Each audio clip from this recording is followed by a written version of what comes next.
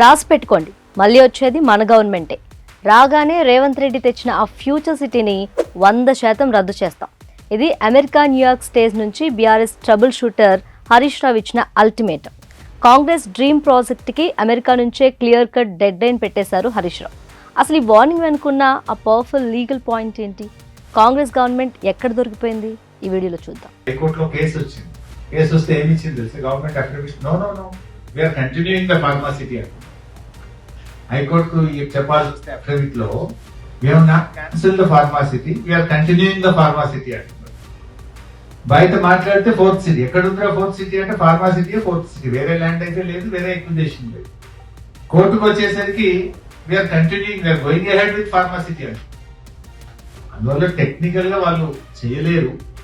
ఇప్పుడు ఏంటంటే కొద్దిగా ఒక జిమ్మిక్స్, ఫార్మాసిటీకి వి నీడ్ ఇన్ఫ్రాస్ట్రక్చర్, ఫార్మాసిటీ వచ్చినప్పుడు అక్కడ ఎడ్యుకేషన్ ఉండాలి, ఫార్మాసిటీ వచ్చినప్పుడు అక్కడ హౌసింగ్ ఉండాలి, ఫార్మాసిటీ వచ్చినప్పుడు బేసిక్ నీడ్స్ ఉండాలి అనే పేరు మీద ఇవన్నీ తెచ్చే ప్రయత్నం చేస్తున్నారు.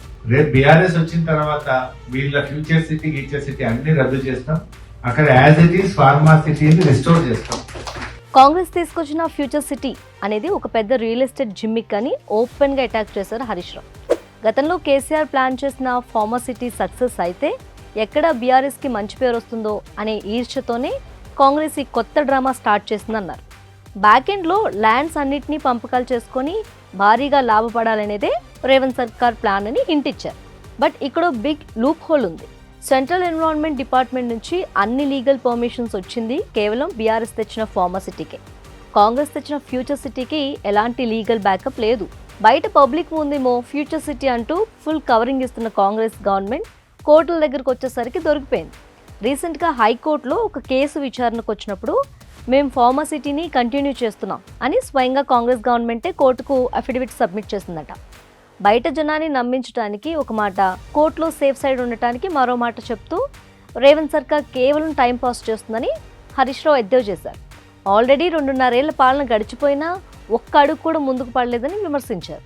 అసలు ఈ ల్యాండ్స్ మ్యాటర్ ఏంటంటే, గతంలో బీఆర్ఎస్ ఉన్నప్పుడు 75% భూమిని కేవలం ఫార్మర్ రంగానికి, మిగిలిన 25%ని బేసిక్ నీడ్స్ కోసం కేటాయించాలని ప్లాన్ చేశారంట. కానీ ఇప్పుడున్న కాంగ్రెస్ దీన్ని పూర్తిగా రివర్స్ చేసేసి 75% ల్యాండ్ని రియల్ ఎస్టేట్ బిజినెస్లకు వాడుకుంటూ ఓన్లీ 25% ఫార్మాకు లిమిట్ చేయాలని చూస్తుందంట. ఈ మార్పు చట్ట ప్రకారం అసలు చెల్లదు. ఎందుకంటే పార్లమెంట్ రూల్స్ ప్రకారం ఏ ఉద్దేశంతో అయితే రైతుల దగ్గర నుంచి భూములు తీసుకున్నామో దానికి భిన్నంగా ల్యాండ్ యూజ్ చేస్తే ఆ భూములు తిరిగి రైతులకి ఇచ్చేయాలి. ఇది దేశ చట్టం చెప్తున్న మాట.